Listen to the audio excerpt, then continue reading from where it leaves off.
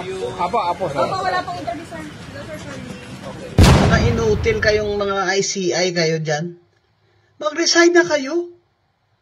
Ang gagago nyo talaga, no? Grabe ho, gigil na gigil si Attorney Rowena Guanzon sa ICI ni Ngiwim.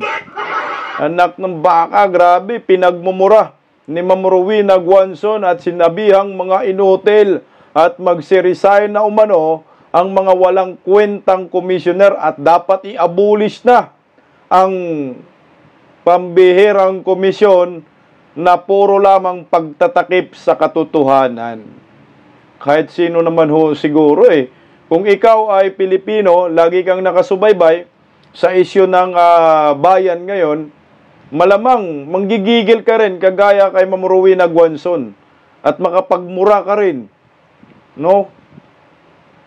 Sa mga buaya, lalo na po dito sa ICI, kay Bongbong Marcos, Martin Romualdez, na talagang maliwanag pa ho sa sikat ng araw na nililito lang tayo, pinaikot-ikot lang tayo ng mga tarantadong ito. Animal, oh.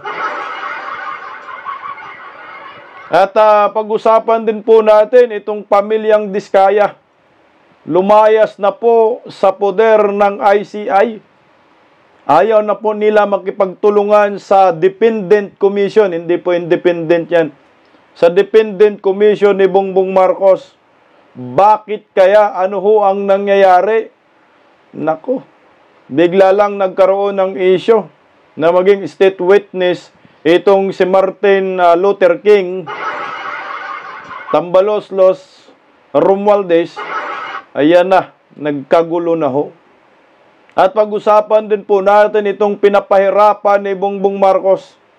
Wala pong nag-content dito Kawawa po ang mga Pilipinong mga magsasaka na ayon sa kanila, dilubyo umano ang hatid ni Bongbong Marcos sa 20 pesos per kilong bigas sa mga magsasaka. Talaga hong dilubyo yan, animal man yan.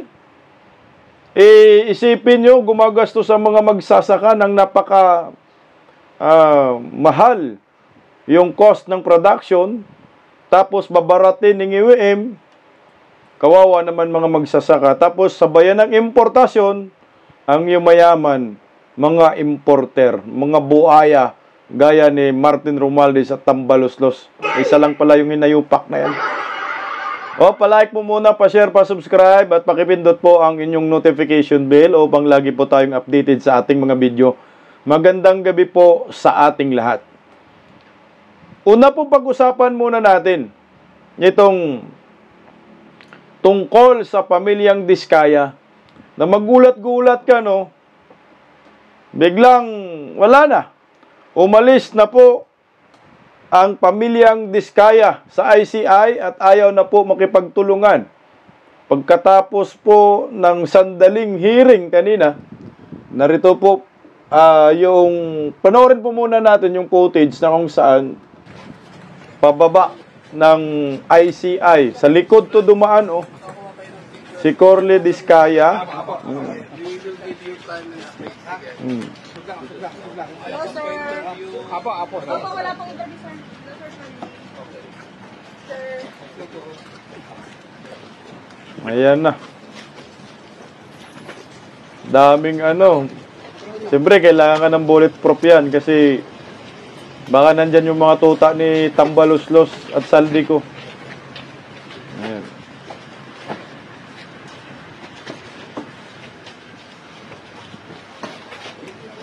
Thank you.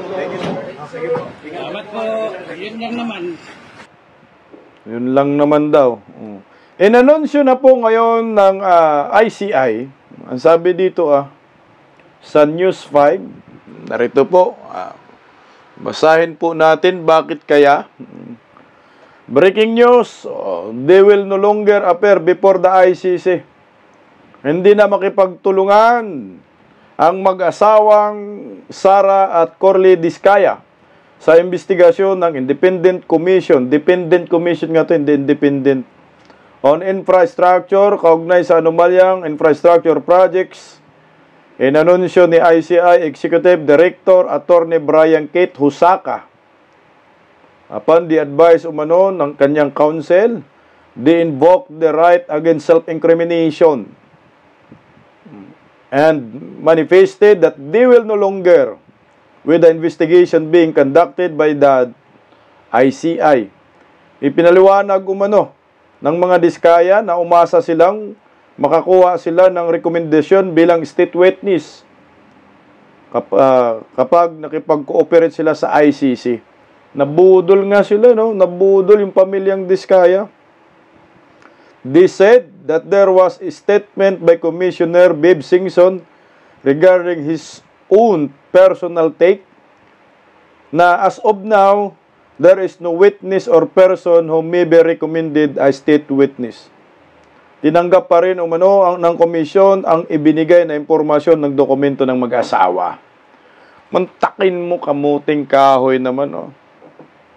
Nandyan na nga, ito nga yung nahikayat ni Senador Marcolita na kumanta, isabi ang katotohanan, wala na. Harapin na lang siguro yung mga sasampang kaso, pero sayang. Paano po yung mga nalalaman nila na dapat malaman ng taong bayan? Wala na yun. Kalimutan na lang ho natin. Pero ito, pakinggan po natin ang official na statement ng ICI. Patungkol ho dyan, mga kabisdak. Teka lang, baliktad. Narito, pakinggan natin.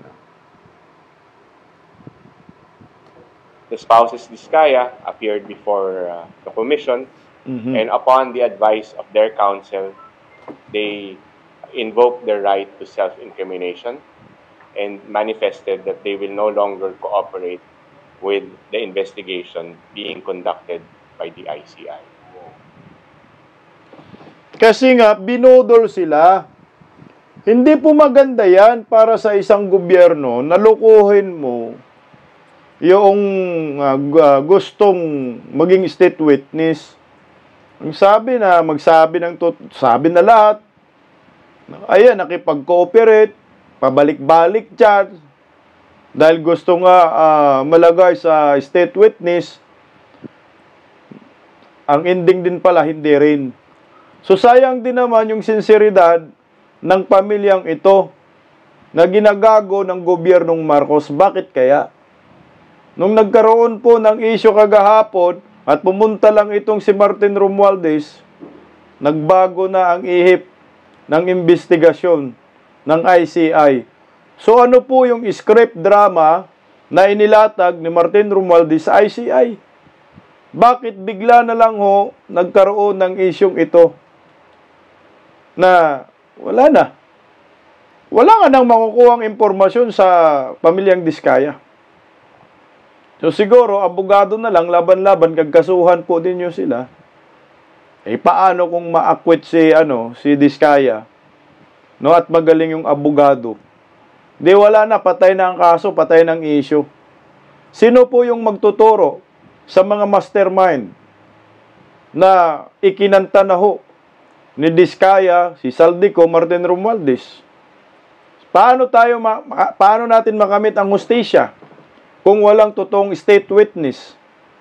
Na pag tiningnan nyo po, ang pamilyang Diskaya, sila ho talaga yung nakakaalam sa mga kongresistang tumatanggap ng kickbacks. Una na lang ho yung isiniwalat niya sa Blue Ribbon Committee ni Senador Marcolita. Binanggit sa pool ang pangalan ni Martin Romualdez at Saldico. 25 to 30% na kickbacks. Siguro, hindi lang nagkaintindihan, no? At ayaw siguro idamay ng pamilyang Diskaya ang pamilyang Duterte. Kaya nagkalit-silitsi na. Dahil ang script ni Tamba, Martin Romualdez at ni Bongbong Marcos, papunta sa pamilyang Duterte yan. E paano mo ikakanta at idadawit ang pamilyang Duterte kung wala ka naman talagang ganong experience sa previous admin na may korupsyon? Ang sabi nga ho ni Diskaya, wala namang nanghingi. Sa panahon ni Duterte, ngayon lang. Siguro, nung nabasa, ayaw namin to. Tapos, hindi nyo kami gagawin ni state witness. na mukhang ang magiging state witness pa ay itong si Martin Romualdez. Na maraming tumaas ang kilay dito, pati si Ma'am Rowena Guanzon na pamura.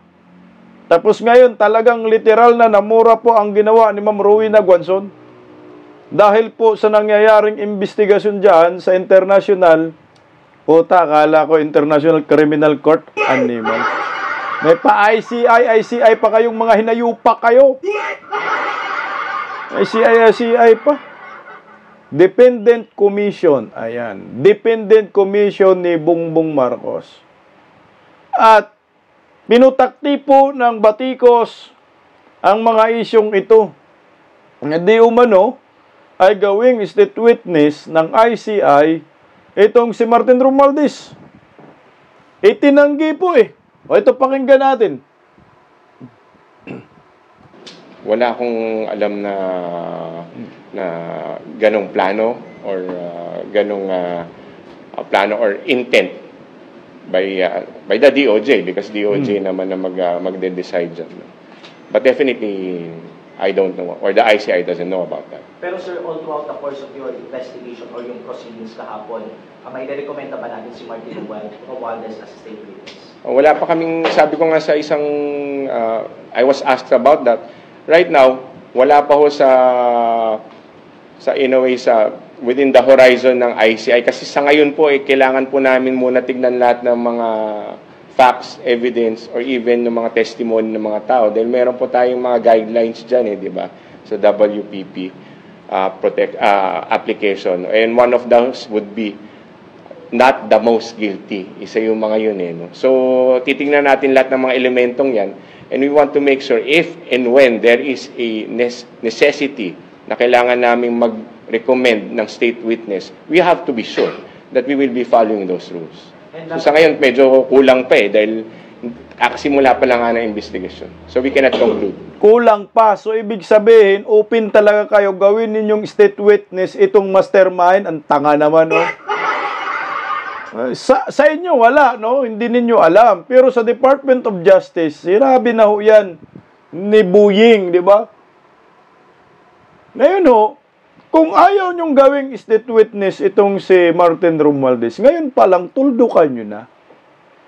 Huwag nyo nang paligoy-ligoy pa. Sabihin nyo na, nag-iimbestiga kayo, bago lang. Anong bago lang? Nakailang imbitasyon na kayo dyan sa mga resource person na hindi nga namin alam, bago lang. Kagaguhan naman ho yan. Kaya ginagalit talaga ng gobyernong Marcos ang taong bayan dito sa nakikita ko. Wala nang patutunguhan itong gobyerno ni Bangag. Ang patutunguhan siguro natin, papunta tayo lahat sa impyerno, anak ng baka. Okay, sana itong mga kuwanggol, kung sila yung papunta sa impyerno, kung idamay tayo, yan ang mahirap dyan. Sila na lang ho siguro. Ako guys talagang may niluluto ho sila. Siguradong sigurado ho tayo dito. Na susunod na mga araw, itong si Martin Romualdez ay maging state witness na. At magtatagumpay ang kademonyuhan ng hinayupak na to. Pag ang mga Pilipino ay hindi papalago dito. Sino po hindi magagalit dito? Na yung tinuturo mong mastermind, inakusa. Alam po natin. Dahil sa Senate Blue Ribbon Committee, anak ng kamuti, maganda na yung takbo ng Senate Blue Ribbon Committee, sana. Ang problema, ginugulo ni Bongbong Marcos alias Ngiwim. Bigla-biglang gumawa ng Dependent Commission, kaya nga tama yung sinasabi ni Kung Marcolita. Hindi na kailangan ng Dependent Commission. Meron po kami. Mag-iimbestiga rin ho kami sa Senate Blue Ribbon Committee. Kasi hindi man po pwede, executive mag-iimbestiga. Sila nga yung iimbestiga. Saan ka? Ikaw yung tinuturong mastermind, ikaw rin nag-iimbestiga. Kaya tama yung sinasabi ni Ma'am Rowena Guanzon, mga inutil. Galit na galit po si Ma'am Rowena Guanzon. Naku, nagmura ho talaga ng todo na yung content ko kaninang umaga. Mura lang sa kanyang post na lang. Pero ito talaga, literal. napamura ng husto si Ma'am Rowena Guanzon sa ICI ni Bongbong Marcos. At pinagsasabihang mga inutil at mag-resign na kayong mga hinayupak kayo dahil ginagago lang ninyo ang taong bayan. Buti, no? Oh, parang si Miriam Defensor Santiago rin yung datingan ni Ma'am Rowena Guanzon, eh. Kababayan ba sila ni Ma'am Rowena? Tsaka ni Miriam Defensor Santiago. Grabe. Gigil na gigil po dito si Ma'am Rowena Guanzon. Narito ho ang naturang video. Ayan. Gigil na gigil si Ma'am Rowena Guanzon dito sa ICI ni Bangag. Narito po. Mga inutil kayong mga ICI kayo dyan. Mhm. Mag-resign na kayo. Willing kayo to compromise para may transparency. Gagago nyo talaga, no? Kayo pa willing mag-compromise sa amin, sa mga tao. Eh, may constitutional right kami to information, di ba? Mga gago kayo dyan. Katikim. Naugag daw kayo. Abogada na yan. Magaling na abogada yan, ha? Bakit ba kasi, bakit ba kasi tinatago? Tinatago ninyo yung hearing? Ano bang gusto nyo yung, ano bang pinagtatakpan? Sino bang pinagtatakpan ng komisyon na ito? Si Bongbong Marcos, akala ko ba? Managot ang dapat managot. Wala dapat excuse dito, wala dapat. Tatamaan si Sandro Marcos, tatamaan si Lisa Aranita, tatamaan si Bongbong, tatamaan si Romualdez. Sayaan nyo. Para magkaroon tayo ng hustisya. Kaso nga lang, yan ang gusto nilang mangyari, takpan ang lahat ng katotohanan. Doon pa lang sa walang live stream, walang live coverage, di ba tayo nagtataka? Na ginagawa sina Sarsuela lang tayo, tama ka? Mga gago talaga, mga hinayaw ka. Tuloy, Ma'am Rowena, galit na galit.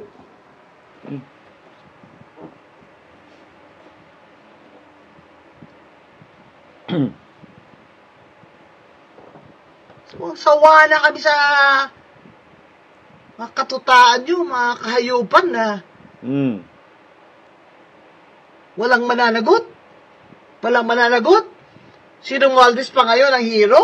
Aba, putang ama! Putang ama daw ninyo. Grabe, no? Papansin mo yung damdamin ni Ma'am Rowena. Parang high blood dyan si Ma'am Rowena Guanzon, eh. Anak ng baka, paano bang hindi ka mabwisit at hindi magagalit? Ang tinuturong mastermind, marami nang nagturo, gagawing state witness ng mga hinayupak. Anak ng kamuti talaga naman. Kawawa lang ang Pilipinas, eh. Sa mga impaktong mga demonyo na nasa Palacio de Polvoron, ICI. Oh my gulay. Maawa naman kayo sa taong bayan. Alam ninyo kung sino ang kriminal. Alam ninyo kung sino ang mastermind. Wala nang iba, Bongbong Marcos at itong si Martin Romualdez. Ang mastermind pa? Ang mag-state witness? Eh, yun ang i-recommenda nyo, mga ICI kayo, mga inutil kayo. Ang utos sa inyo ni BBM, si Saldi ko lang ang ikukulong nyo, yun lang yun? Yun na? Talagang untouchable si Romualdez sa Martin Luther King, ha? Ay, kung hindi nyo kaya, panindigan yan.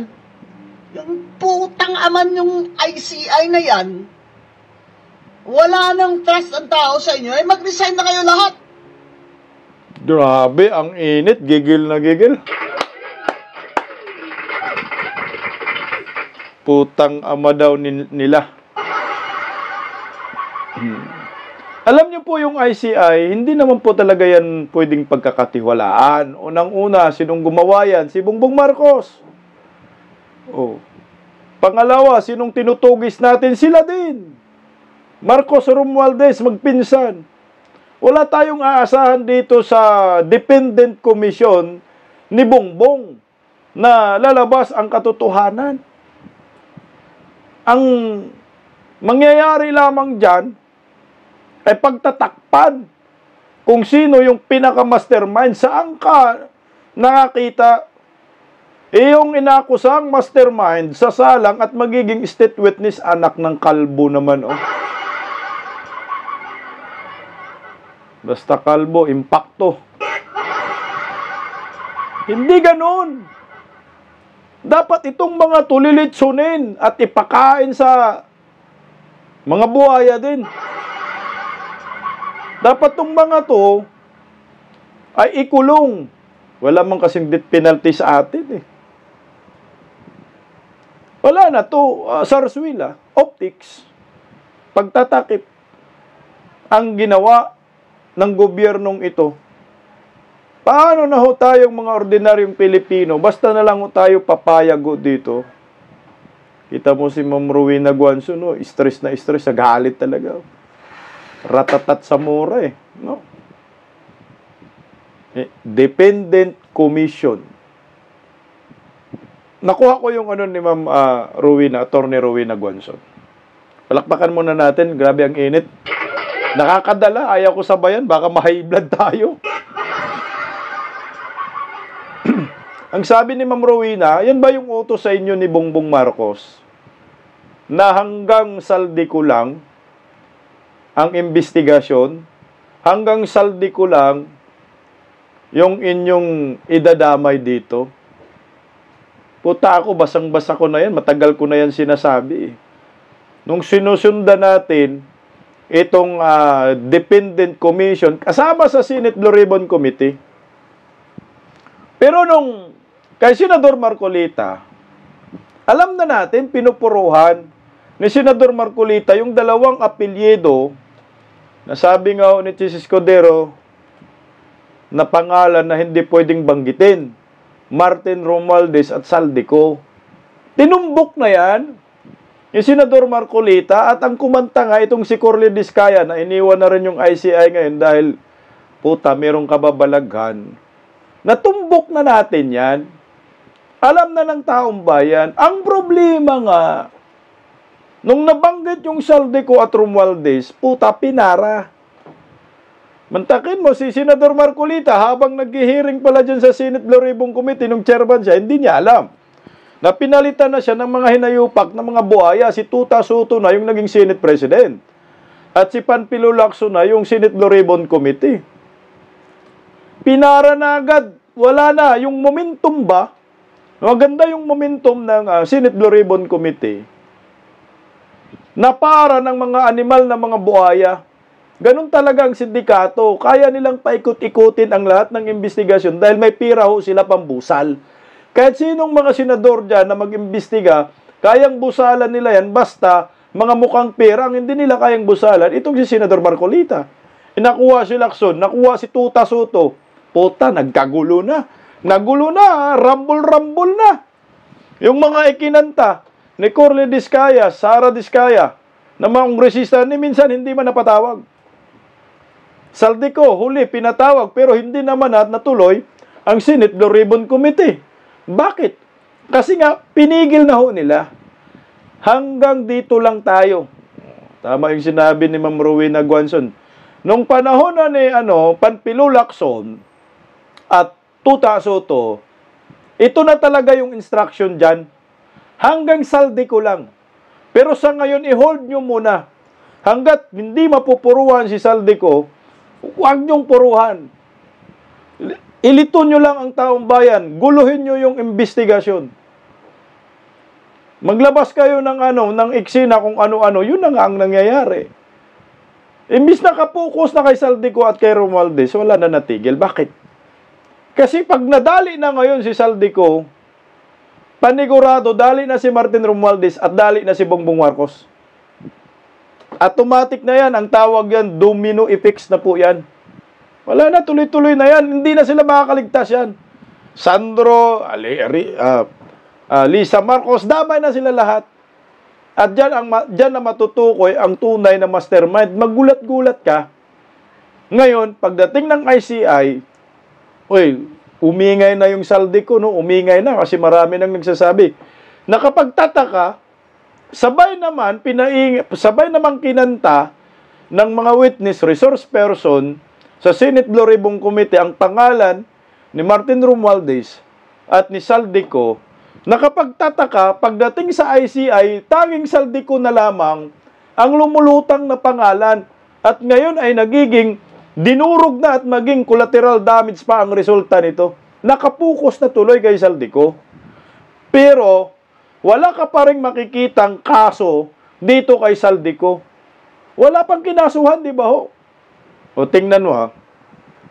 Kasi gusto ko lang i-connect yung sinasabi ni Ma'am Rowena Guanzon. Hanggang Saldico lang ba? Yung utos ni Bongbong Marcos. Merong statement yung Department of Justice.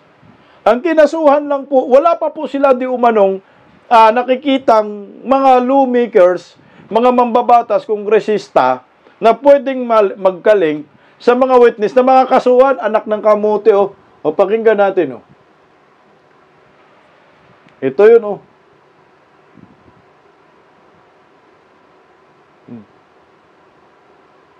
The reason why it's the first district of the District Engineering Office of Bulacan involves only projects that were undertaken by the respondents, and so far the evidence that we have points only up to the DPWH officials. We have not included any proponent, whether it's a congressman or a senator, because no evidence has been presented thus far. It's so far as these 5 cases are concerned. Mantakin mo. Sa dami-dami na nagsasabi, mga resource person, mga witness, Saldico, Martin Romualdez, wala ho silang kinakasuhan. Hanggang sa Bulacan lang, DPWH, puta. Animal, talagang mapamura ka. Tama talaga si Ma'am Rowena Guanzon. Mapamura ka talaga dito. So, anong aasahan natin sa gobyernong ito? Lahat ng mga buhaya, lahat ng mga kawatan, ligtas. So, ngayon, itong mga dilis, mga sapsap, kulong na ito. Panigurado, kasi ito namang kinakasuhan. Ang mga mastermind, na tunay na mga kawatan, na tunay silang naglimas sa kaban ng bayan, puta, wala daw eh. Wala daw ebidensya. Wala daw nagtuturo na sila ay mga kurakot at mga kawatan. Animal, anak ng baka naman talaga, Mga kwanggol kayo. Sinabi na po yan ni Diskaya, Romualdez at Saldico. Sinabi na po ni Bryce Hernandez, Romualdez, Saldico. Sinabi na po ni Alcantara, Romualdez, Saldico. Sinabi na po ni Guerrero, Romualdez, Saldico. Guerrero?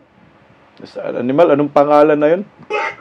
Yung Yusik, Fernando ba yun? Yung huli, Orly Gutisa, pinanumpaan yun. Sa Senate Blue Ribbon Committee, tinatanong, Saldico, malita-malitang pira? Wala kayong nakasuhan ng mga lawmakers? Puta, hanggang kailan kaya itong investigasyon ninyo na puro mga sarswela? Kaya ako, hindi mo masisisi ang taong bayan na magalit. Hindi mo masisi ang taong bayan na mapamura. Dahil tama yung sinasabi ni Ma'am Rowena Guanzon, talaga hong ginagago na ho ang taong bayan. Wala kang makikitang hustisya ngayon. At wala talagang makulong.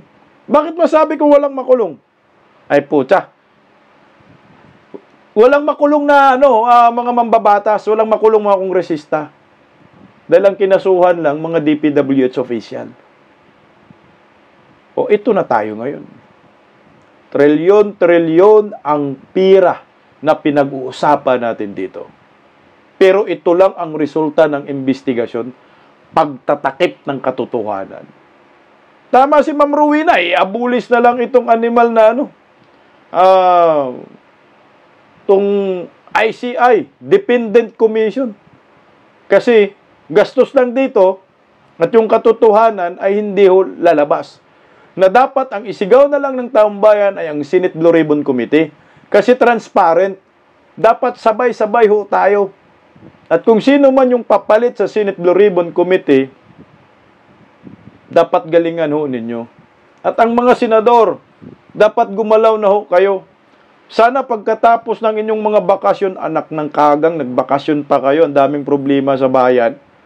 Palitan na po ninyo si Tuta Soto, para mapalitan ang Senate Blue Ribbon Committee. Ibalik si Senador Marcolita nang matuloy ang investigasyon.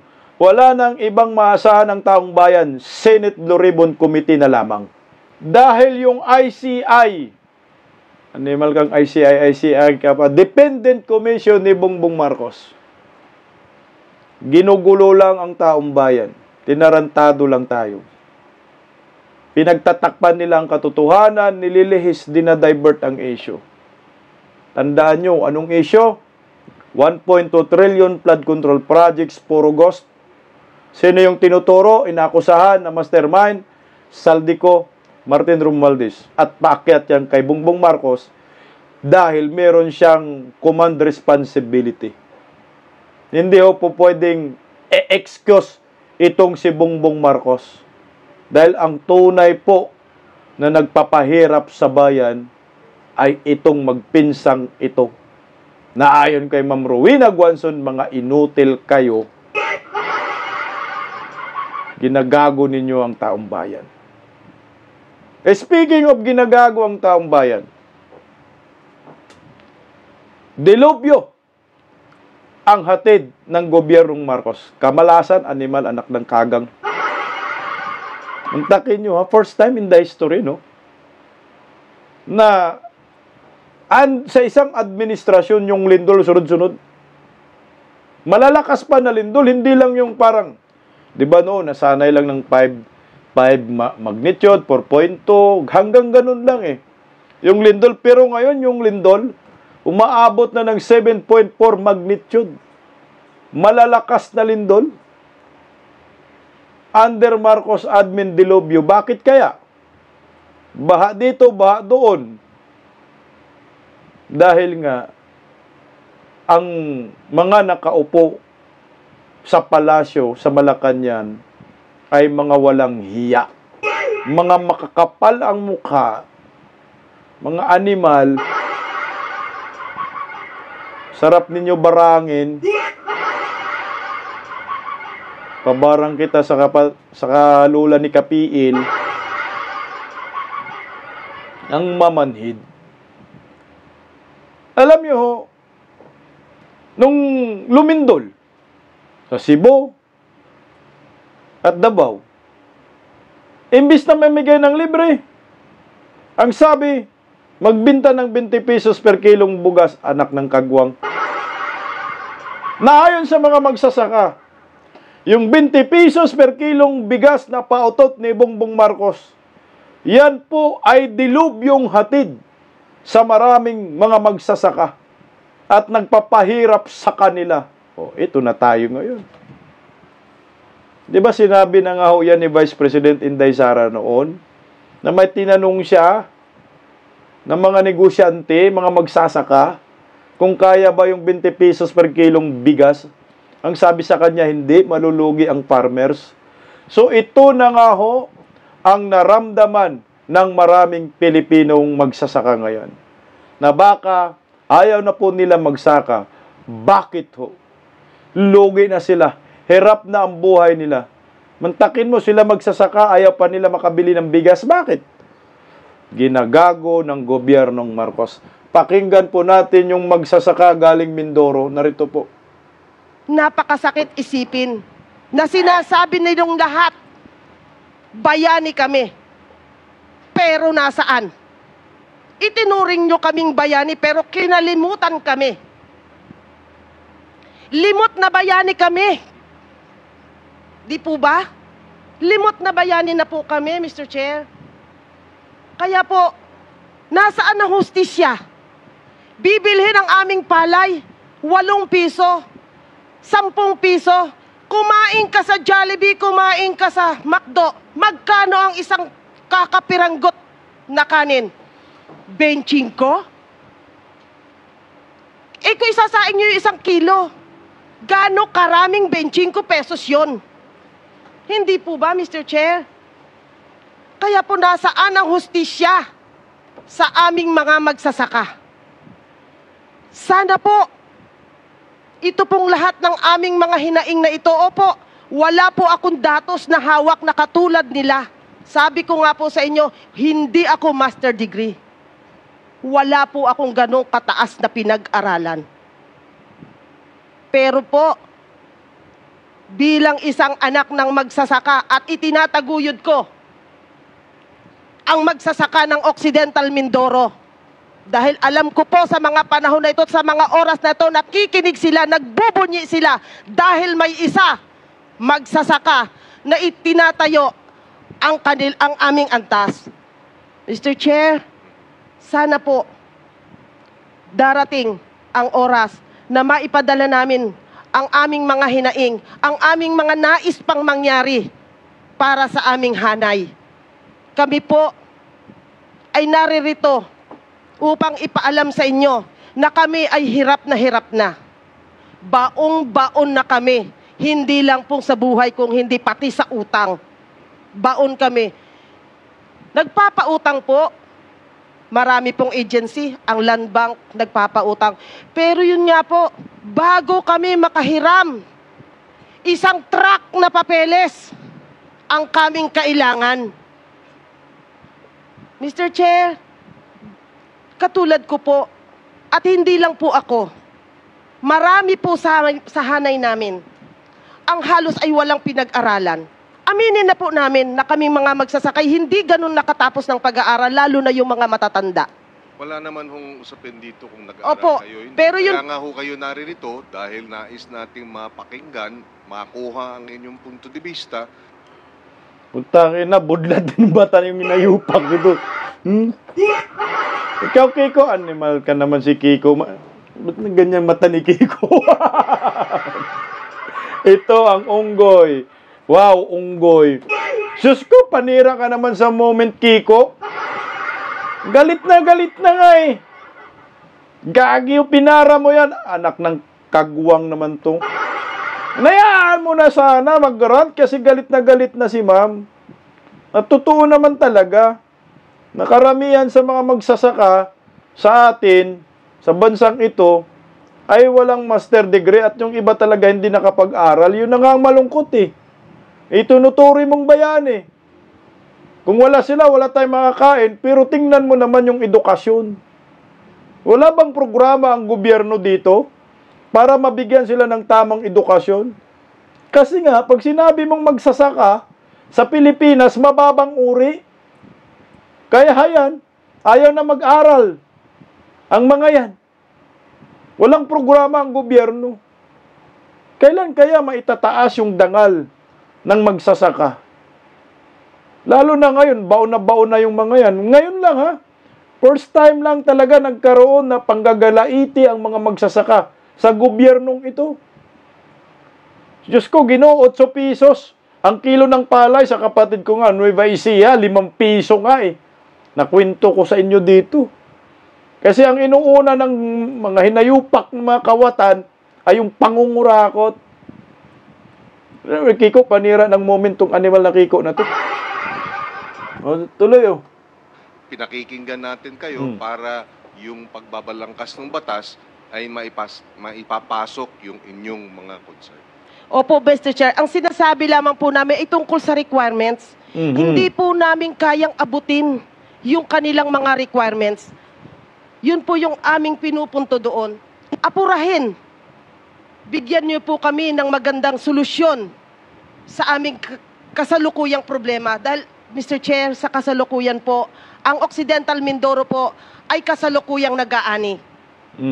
Nakikibaka po kami sa panahon, Mr. Chair. Hindi po namin maibenta ng maayos, gawa ng hindi namin maibilad ng maayos ang aming mga aning palay. Although binigyan naman po kami ng PhilMec, ng mga drying facilities, subalit hindi po sumasapat sa dami namin. Kaya po, hiling po namin na sana po dagdagan pa ng PhilMec ang pagbibigay sa Occidental Mindoro ng mga mechanical dryer at ng mga makabagong mga makinarya. Okay. Narinig mo yung Kiko, anak ng kamuti ka? Paano kasi ang mga magsasaka, pag ang gobyerno nagpapautang sa mga dito, ang daming requirements. Hindi basta-basta sila makakuha ng ng pautang ng gobyerno. Kasi yung requirements, sandamakmak. Kaya ang mga to, kagaya ng kapatid ko, hindi na po umuutang sa alinding company ng gobyerno, kundi napupunta na lang sila sa mga Bombay 5-6 na malaki ang tubo kasi walang requirements eh. Kasi ano ang pambili nila ng abono? Bago ka makakuha ng pira, makalinding, sa damakmak na requirements, wala ka ng pang-abono sa mga binhi mo, sa palay. O saan kakapit ang mga mga magsasaka? Hindi ho sa mga Bombay na malaki ang tubo. Dapat nga ho yan, puta, pabilisin ang requirements at dapat walang tubo. Ang gobyerno magpautang, tinutubuan mo pa. Itong mga magsasaka, wala talagang kwentang gobyerno itong hinayupak. Dilubyo! Ayon sa mga magsasaka, ayon kay ma'am, dilubyo ang hatid ng gobyernong Marcos sa kanila. Pakinggan po natin yung sunod na banat ni ma'am. Patuloy po kaming lumulubog, Mr. Chair, dahil sa nangyayari. Sino po ang pinayayaman natin? Ang ibang bansa. Bakit? Dahil po sa pag-i-import natin ng bigas. Sa pag-i-import natin ng iba pang mga produkto.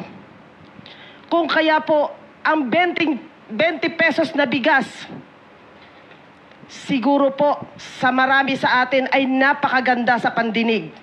Subalit dilubyo po. Dilubyo po ang nangyari sa magsasaka. Dahil ito po ang naging sanhi kung bakit bumagsak at sumadsad ang presyo ng palay. Mr. Chair, napakalaki po ng halaga na nawawala sa magsasaka. Utang ina mo, BBM, mag-resign ka na, hinayupak ka. Ano to, taga Mindoro pa to, ha? Paano na yung mga taga Norte? Ano na ho nangyari sa kanila? Dilobyo, sobra. Paano hindi magiging dilobyo? Ipinipilit nila yung 20 pesos per kilong bigas. Yung mga ibinibinta nila, binibili ng NFA sa mga magsasaka. Binabarat nila 8 piso, 5 pesos ang bili nila sa palay. So ang puhunan ng mga yan nasa 20. So bibilhin mo ng bilhin mo ng 5 piso, 8 pesos, dilugi ang mga magsasaka. Saan ang hustisya niyan? Ano yung ipaikot nilang pira dahil lugi na ho sila?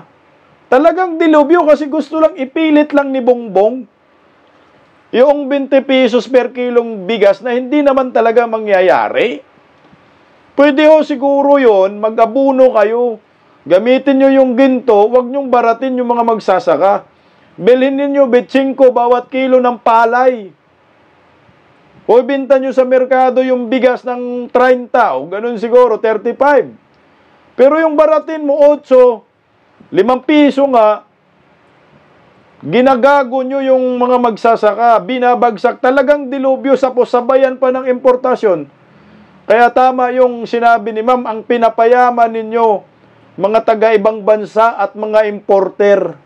Pero yung mga magsasaka, binabagsak ninyo, dinarantado ninyo, ginago ninyo. Talagang mapamura ka talaga dito sa gobyernong Marcos. Alam nyo ho, kayong mga magsasaka, walang kapatawaran ho itong ginawa ni Bongbong Marcos sa inyo. Nang dahil sa kanya, bagsak kayo. Huwag nyo pong patawarin yung taong ito. Singilin nyo po ng singilin.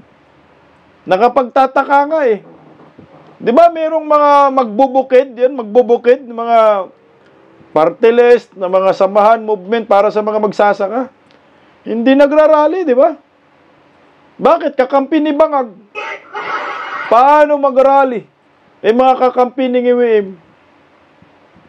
Sinabi na nga ni Vice President Inday Sara, hindi mangyari yung 20 pesos. Huwag mong ipilit kasi ang malulugi yan, mga magsasaka. Ang kawawa mga magsasaka, hindi wala na tayong mga magsasaka. Wala nang sasaka. Dahil sa kabangagan ng gobyernong ito. Kaya, ang pag-asa natin dito talaga si Vice President Inday Sara. Nasabi ni Vice President Inday Sara, walang kapatawaran yung ginawa ni Bongbong Marcos kay former President Duterte. At kailanman hindi lalapit si Vice President Inday Sara kay Bongbong para humingi ng tulong na mapauwi si Tatay Digong. Puta guys, talagang yung galit ni Inday Sara, hindi na to biro. Galit ang mga Pilipino sa gobyernong ito. Pakinggan natin si Inday Sara tungkol dito. Ma'am, if ever, are you willing to talk to the President for the sake of PRRT? No, ma'am. Hindi ko kakausapin si BBM para kay dating Pangulong Duterte. Dahil ang sa akin is yung ginawa nila na kidnapping ng isang Pilipino sa loob, government kidnapping ng isang Pilipino sa loob ng ating bansa. There's no going back sa ganun, ma'am. Trabaho niya yun At trabaho niya yun in a sense na inaprubahan niya na hindi niya dapat ginawa bilang isang Pangulo. Kung ano man yung problema ni legal problem ni dating Pangulong Duterte ngayon, ay problema na yon niya at syempre ng pamilya namin dahil ama namin siya. Pero for me, to go to him and request on behalf of former President Duterte, no. Ma'am, yung whose country po? There's no Tuloy mo. There's no going back sa ginawa nila na rendition. Putya guys, no? Ma-pride talaga ang Duterte. Ma-pride talaga si Inday Sara. Kaya sabi ko nga sa'yo, pag naging presidente, mabigat ang ganti nito kay Bongbong Marcos. Siguro yung naramdaman ni Tatay Digong, na sinapit ni Tatay Digong, mas mahigit pang sasapitin ni Bongbong dyan. Tingnan mo, hindi siya, kailanman, hindi daw siya humingi ng tulong. At hindi makakalimutan yung ginagawa ni Bongbong sa tatay niya. Puta, masakit talaga sa mga Duterte yan. Pagkatapos mantakin mo, yung tatay ni Bongbong, nakailang presidente, hindi mapalibing-libing sa libingan ng mga bayani. Pagdating kay Digong, pinalibing. Pati yung nanay niya, naikulong na sana. Sinabi ni Digong, huwag mong ipakulong dahil matanda na. Tapos nanalo sila sa pagkapangulo dahil kay Vice President Inday Sara. Tapos ngayon, ginagago si Tatay Digong. Puta, nakikita ko kay Inday. Tingnan mo naman, galit na yan. Oh. Ma'am, yung host country po na nag-agree na tanggapin si PRRD, within Europe po ba itong? Hindi ko masabi, ma'am. Hindi ko masabi kung anong country yun. Dahil, unang-una, hindi siya pinapalabas ng ICC. At kung magsabi man ako kung anong continent siya, baka mag-speculate yung mga tao. But at this point, they're still open po to accept and then they meet the standards po of the ICC in case po na mapagbigyan yung interim release. Ang huling pag-uusap namin ng abogado patungkol sa bansa na ito at sa interim release ay meron pa rin cooperation yung bansa doon sa appeal na ginawa nila para sa denial ng interim release. Mukhang makakalabas si Tatay Digong mapagbigyan yung interim release para sa akin, no. Medyo maganda na ho yung ngayon, yung nangyayari. Kagaya nito, si Mang Kanor. Ayan, no. Suspendido na si Mang Kanor, 'di ba? Tinanggal na siya sa pagiging prosecutor. ICC prosecutor Karim Khan faces another sexual misconduct allegation. Meron na naman kaso siya. Pero tanggal na po siya sa pagka-prosecutor. May pag-asa nga. Duwag tayo mawala ng pag-asa na si former President Rodrigo Roa Duterte ay makalabas at pansamantalang makalaya habang tinatakil yung jurisdiction. Dapat nga yan, ang unahin mo na yung itakil, yung jurisdiction, kasi hindi pa marisolba. Mantakin mo itatrial mo si Duterte, si Tatay Digong, hindi pa na-resolba yung jurisdiction. Dapat, bago mag-trial yan, pauwiin muna si former President Duterte, pag-usapan muna yung jurisdiction. Resolbahan yung jurisdiction. May jurisdiction ba ang ICC sa Pilipinas o wala. Ganun o sana. Kung talagang legal basis, due process ang pinag-uusapan kasi mayroong issue dyan eh. Sa jurisdiction, ang problema, wala. Mukhang minikos-mikos talaga si tatay. Digong pero ito mukhang swerte ho ito dahil itong kalbong ito, si Mang Kanor, kan kasi, di ba, Mang Kanor. Ayan. Tanggal na sa pagka-prosecutor, bata to ni kunting utak. Akala mo, abogado na ng ICC. Hindi naman pala. At lalong maganda pa nga kasi mayroong lumalabas na statement ngayon galing kay Locsin.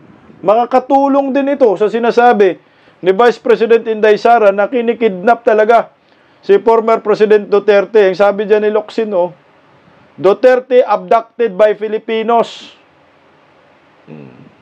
Abducted daw, hindi inaristo ng ICC. Ambasador pala yan eh. Si Locsin, di ba? Patayari. Baka matanggal ka. Locsin. Kasi nga ho naman, kitang-kita naman talaga na kidnapping nangyayari, ginawa kay former President Duterte. Ito ambasador na sinasabi. Duterte abducted by Filipinos. Ibig sabihin, kidnapping at ibinigay sa mga banyaga si former president. So hindi daw pinaaresto ayon kay Locsin, hindi daw pinaaresto ng ICC kundi kinidnap ng mga Pilipino at ibinigay sa ibang bansa, ibang lahi. Yun ang nangyayari ngayon. So ito, nanindigan si Vice President Inday Sara at panigurado may mapaglalagyan ho talaga. Itong mga hinayupak, itong si BBM, sa Bisaya, Padilla, Raway Abod, anak ng kamote. Yari kang iwim. Kinggan lang natin ulit si Vice President Inday Sara. Banat niya kay, sino to? Respect niya kay Claire Castro, anak ng Kanggol. Pakinggan natin. Ma'am, si Palace Officer Claire Castro ay nag-react din po dun sa mga naging pahayag niyo po kahapon. May sinabi po siya na puro salita, puro bintang, walang ebidensya, walang kwenta. At sinabi rin po ni Yusek Castro na ang Marcos administration daw po ay nililinis daw po yung mga naiwanan daw po na mga corruption po ng dating administration, which is your father po ni PRRD. Ano daw? Nililinis ni BBM ang korupsyon sa former admin, anak ng Kuanggulo. Anong nililinis? Anong nilinis mo yon? Kapal ng mukha ni Claire Castro. Kaya pala dahil tinanggal ninyo yung Presidential Anti-Corruption Commission, naglinis. Kung nagmamalinis, hugas ka, may daang linis nyo talaga. Ang kapal ng animal na Claire Castro, no? Well, unang-una, wala naman akong binintang sa kanila. So, hindi ko alam kung ano yung sinasabi niya na puro bintang na walang ebidensya. At pangalawa, rightly so, no? Hindi lang dapat sa administrasyon ni Pangulong Duterte. Kung meron pa sa administrasyon ni Pangulong Aquino, ni Pangulong Arroyo, lahat. Kasama na rin yung iskandalo sa korupsyon sa administrasyon ni Pangulong Marcos. So wag silang selective. Wag silang Duterte ng Duterte lang. Kasi kung totoong korupsyon ang pinag-uusapan natin, hindi naman kahapon lang ang korupsyon eh. Ngayon lang siya lumaki ng ganito kagrabe na nasira yung ating bansa. Pero yung korupsyon, matagal na nareklamo yan ng bayan. Ma'am, yung nire-reactan po ni Yusek. Alam nyo kasi ang korupsyon talaga kahit saang admin meron. Puta prangkahan tayo.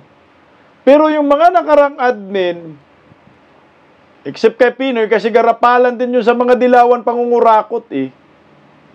Hindi naman ganun kagarapal. Hindi kagaya ngayon sa Marcos, puta garapal na. Pangungurakot, harap-harapan na para bang mangawat kami, mangurakot kami.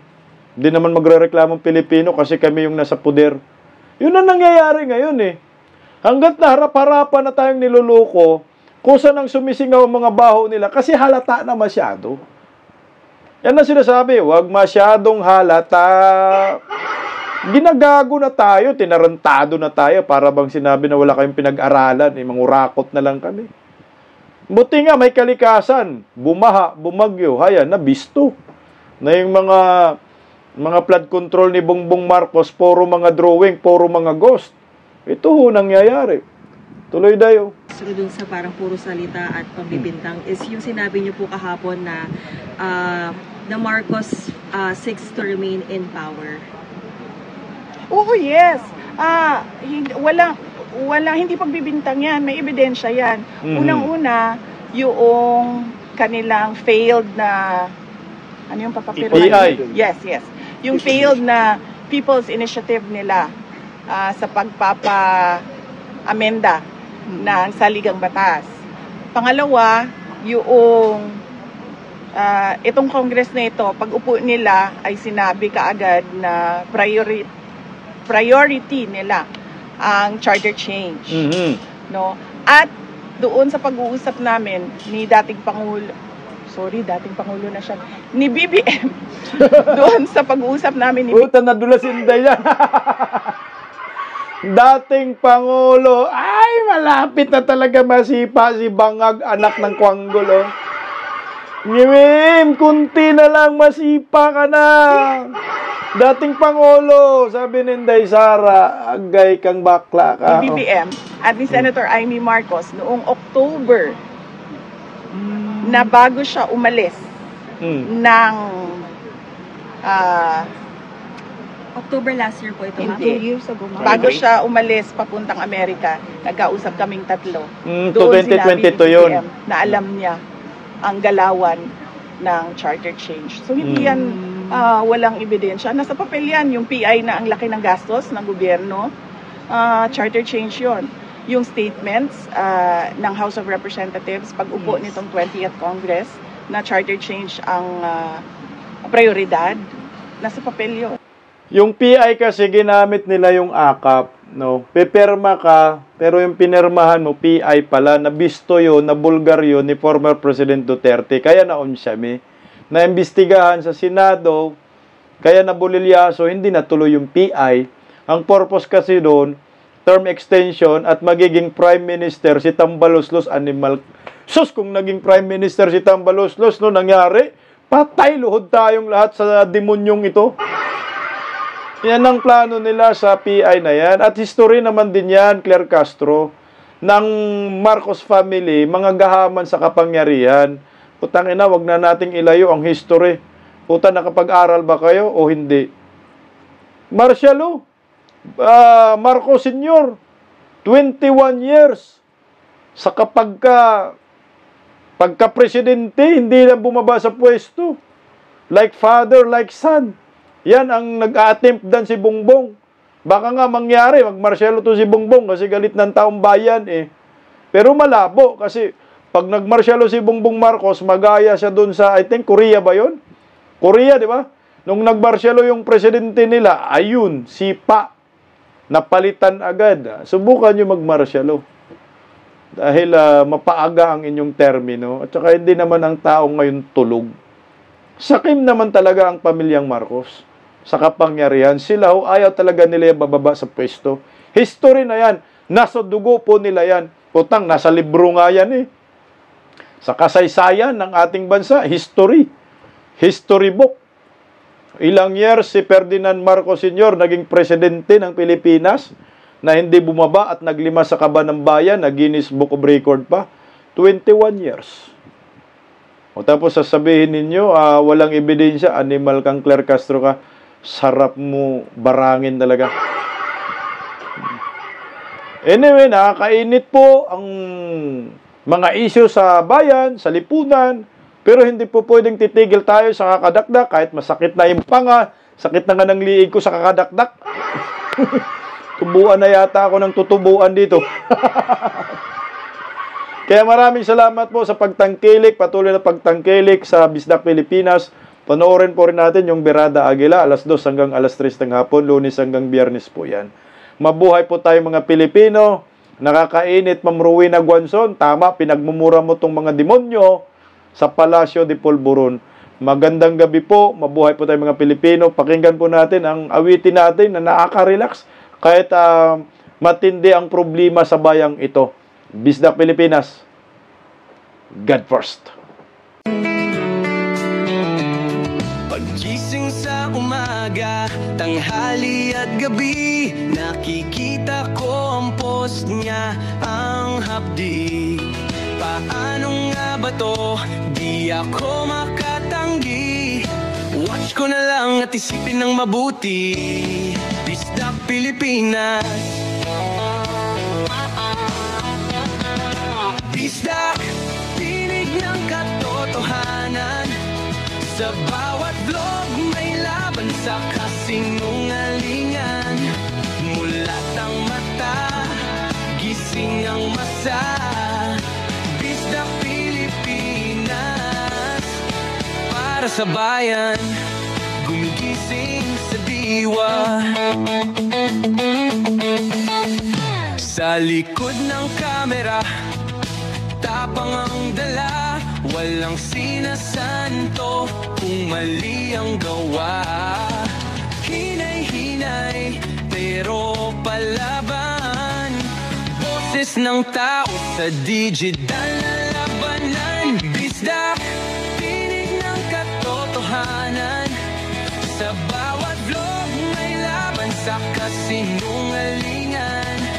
Mulat ang mata, gising ang masa. Bisdak Pilipinas, para sa bayan, gumigising sa diwa.